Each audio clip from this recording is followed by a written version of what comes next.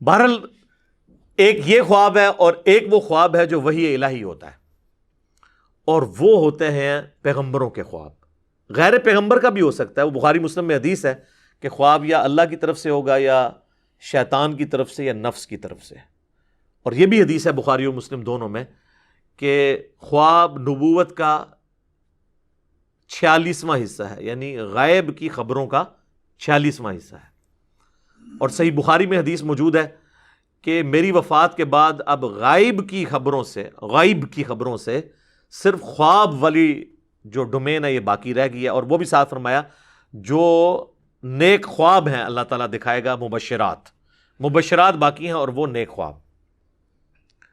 البتہ بخاری اور مسلم میں جو یہ ہے نا نبوت کا 46واں حصہ ہے، یہ غیر انبیاء کے لیے بھی خواب آ سکتا ہے، لیکن جب نبی کو خواب آتا ہے نا اس میں شیطان کی دخل نہیں ہوتی۔ سورہ الصافات کی آیت نمبر 103 102 103 کے اندر حضرت ابراہیم علیہ السلام کو خواب میں اللہ تعالیٰ نے حکم دیا تھا اپنے بیٹے کی قربانی کا۔ یہ تو بہت بڑا ایک ڈیسیژن تھا نا، ایک بندہ مارنا ہے آپ نے، تو وہ خواب وہی الہی تھا اور وہ ایگزیکیوٹ کرنے پہنچ گئے، وہ تو پھر اللہ تعالیٰ نے اس کے بدلے میں ایک فدیہ نازل فرما دیا۔ تو یہ اس بات کا ثبوت ہے کہ نبی کو جب خواب آئے اس میں شیطان کی دخل نہیں ہوتی۔ ہمارے محبوب صلی اللہ علیہ وآلہ وسلم کو بھی ایک خواب آیا جس میں اللہ تعالیٰ کی زیارت ان کو نصیب ہوئی، جس سے بات سٹارٹ ہوئی تھی۔ وہ خواب صحیح سند کے ساتھ مسند امام احمد میں ہے، جامعہ ترمذی میں ہے۔ امام ترمذی نے اس حدیث کو حسن صحیح کہا۔ اس پہ ترا یہ کہ امام ترمذی نے کہا کہ میرا استاد جو ہے امام بخاری محمد بن اسماعیل سے جب میں نے اس حدیث کے بارے میں پوچھا تو انہوں نے فرمایا یہ حدیث بالکل صحیح ہے، اگرچہ بخاری میں نہیں ہے، لیکن امام بخاری کی تصحیح امام ترمذی نے اپنے استاد کی نقل کر کے اس پہ پکی مور لگا دی۔ اس حدیث کو مسند احمد کی تحکیم کرنے والے شعیب ارنوت رحمۃ اللہ علیہ نے بھی صحیح کہا، ترمذی کی تحکیم کرنے والے شیخ البانی اور شیخ زبیلی زئی نے بھی اس کو صحیح کہا، یعنی امت نے اس کو ایکسیپٹ کیا۔ اور یہ حدیث مشکات کے اندر آپ کو شروع میں مل جائے گی، کتاب المساجد چیپٹر میں، نماز پڑھنے کے مقامات والے چیپٹر میں، کیونکہ اس حوالے سے بھی اس میں ایک ذکر موجود ہے۔ 748 نمبر ہے جی مشکات میں اس کا، اور ترمذی میں ہے 3235۔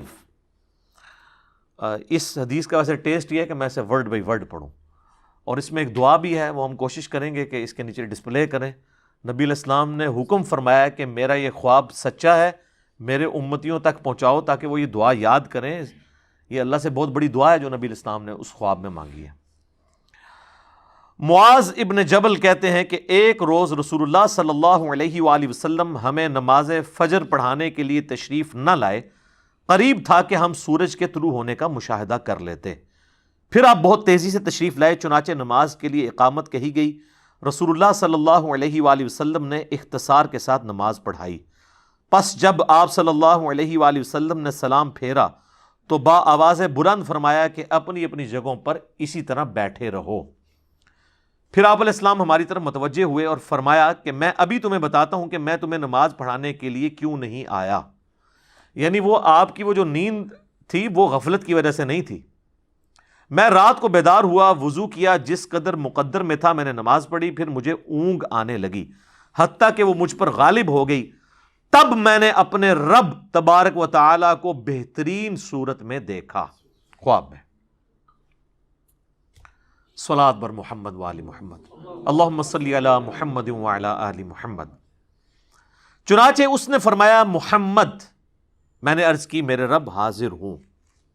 اچھا ایک مسئلہ تو کلیئر ہوا نا، یہ جو آپ کو بعض بریلوی علماء کہتے ہیں نا کہ کبھی اللہ تعالیٰ نے یا محمد نہیں کہا، یا رسول اللہ، یا ایھا المدثر، یا ایھا الرسول، یہ کہا ہے۔ قرآن تک تو یہ بات ٹھیک ہے، لیکن بخاری مسلم میں جو حدیث شفاعت ہے، سب سے پہلے لوگ حضرت آدم کے پاس جائیں گے، پھر باقی انبیاء سے ہوتے ہوئے اینڈ پہ حضور کے پاس آئیں گے، اور نبی علیہ السلام فرماتے ہیں میں سجدے میں گروں گا، وہاں پہ بھی الفاظ ہیں یا محمد اپنا سر اٹھاؤ، یا رسول اللہ نہیں ہے۔ یہ کتنی بڑی انہوں نے جھوٹ مشہور کیا ہوا ہے۔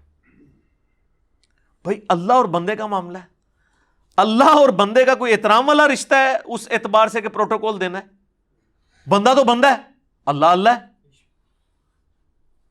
وہ کہتے ہیں نہیں، نبی علیہ السلام کو کبھی اللہ نے بھی نہیں یا محمد کا۔ اس حدیث میں بھی، بخاری مسلم میں بھی یا محمد ہے، یہ ترمذی میں بھی۔ میں نے عرض کیا میرے رب میں حاضر ہوں. فرمایا یہ فرشتے کس چیز کے بارے میں بحث و مباحثہ کر رہے ہیں؟ میں نے عرض کیا میں نہیں جانتا. اللہ تعالیٰ نے 3 مرتبہ ایسے ہی فرمایا، یعنی بار بار مجھ سے پوچھا. پھر نبی علیہ السلام فرماتے ہیں کہ میں نے اللہ کو دیکھا کہ اس نے اپنا ہاتھ میرے کندھوں کے درمیان رکھا، حتیٰ کہ میں نے اس کے انگلیوں کی پوروں کی ٹھنڈک اپنے قلب اور سینے میں محسوس کی، اور میرے سامنے ہر چیز واضح ہو گئی. یعنی اب یہ جو اللہ تعالیٰ کے ہاتھ یا انگلیوں کے پورے کا ذکر ہے نا، اس کے لیے ہم یہ تشبیہ بھی نہیں بیان کریں گے. قرآن میں واضح ہے لیس کمثلہ شیء، یہ متشابہات ہے. نہ ہم جہمیہ ہیں کہ ہم ان کی تعویلات کرنا شروع کر دیں، نہ ہم مجسمہ ہیں کہ ہم کوئی اللہ کے لیے جسم مان لیں، نعوذ باللہ.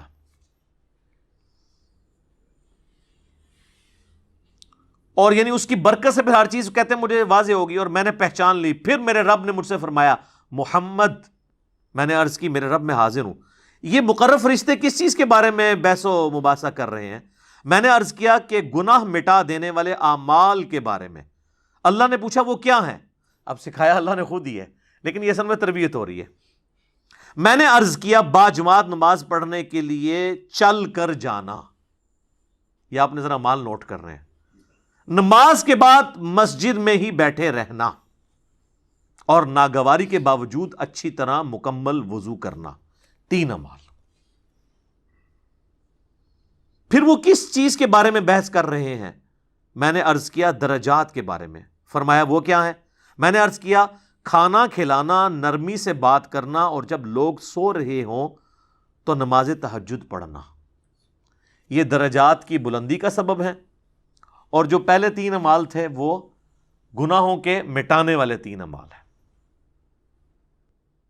اچھا، آج نبی علیہ السلام فرماتے ہیں کہ اللہ تعالیٰ نے پھر مجھ سے فرمایا کہ اے محمد کچھ مانگنا ہے تو مجھ سے مانگ لو.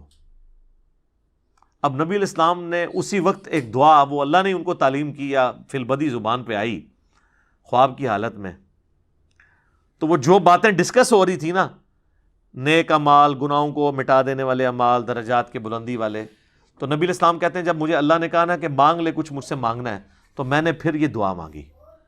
وہ ہے دعا جناب، اللہم انی اسألک فعل الخیرات وترک المنکرات وحب المساکین وان تغفر لی وترحمنی واذا اردت فتنة فی قوم فتوفنی غیر مفتون. اسألک حبک وحب من یحبک وحب عملی یقربنی الی حبک. یہ دعا کہتے ہیں میں نے جب مانگی، اس کا ترجمہ میں بعد میں بتاتا ہوں، تو رسول اللہ فرماتے ہیں صلی اللہ علیہ وآلہ وسلم میرا یہ خواب حق ہے، اسے یاد کر لو اور اسے دوسروں تک پہنچاؤ. امام ترمذی فرماتے ہیں حدیث حسن صحیح ہے، اور میں نے محمد بن اسماعیل بخاری سے اس حدیث کے متعلق پوچھا تو انہوں نے فرمایا یہ حدیث صحیح ہے. اب یہ ہے اصل میں وہ دعا جو آپ کو یاد کرنی چاہیے. اللہ کا شکر ہے میں نے تو 1994 میں یاد کی تھی، جب مجھے پہلی دفعہ یہ پتہ چلی، جب میں FSC میں پڑھتا تھا. تو نماز کے تشہد میں اسے پڑھیں اس دعا کو، کیونکہ بخاری مسلم میں حدیث ہے جب درود شریف پڑھ چکو تشہد میں، اس کے بعد جو چاہو اپنے رب سے مانگو.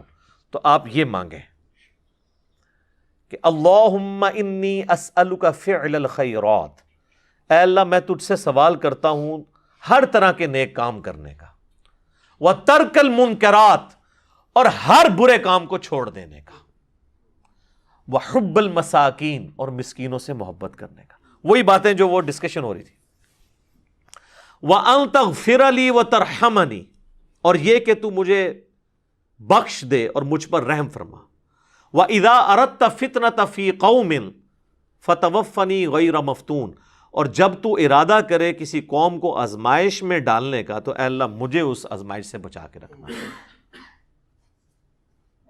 اسألک حبک، اے اللہ میں تجھ سے تیری محبت کا سوال کرتا ہوں.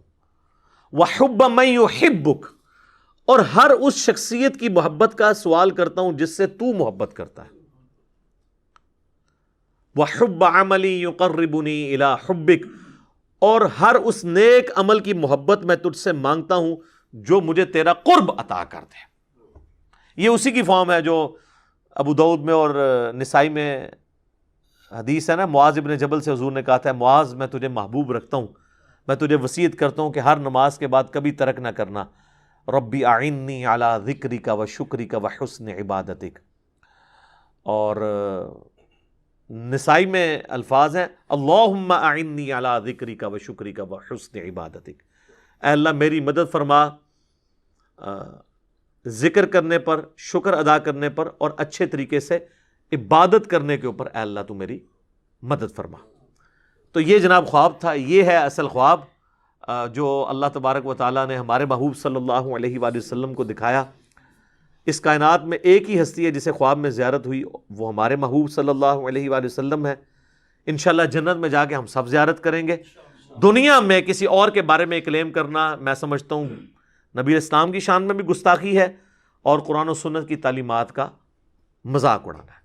تو ہم تو میرے بھائی صرف آپ کو سمجھا سکتے ہیں کیا کہ مرنے سے پہلے اے مسلمان کر لے اس پہ غور، کتابوں کا خدا اور ہے، بابوں کا خدا اور۔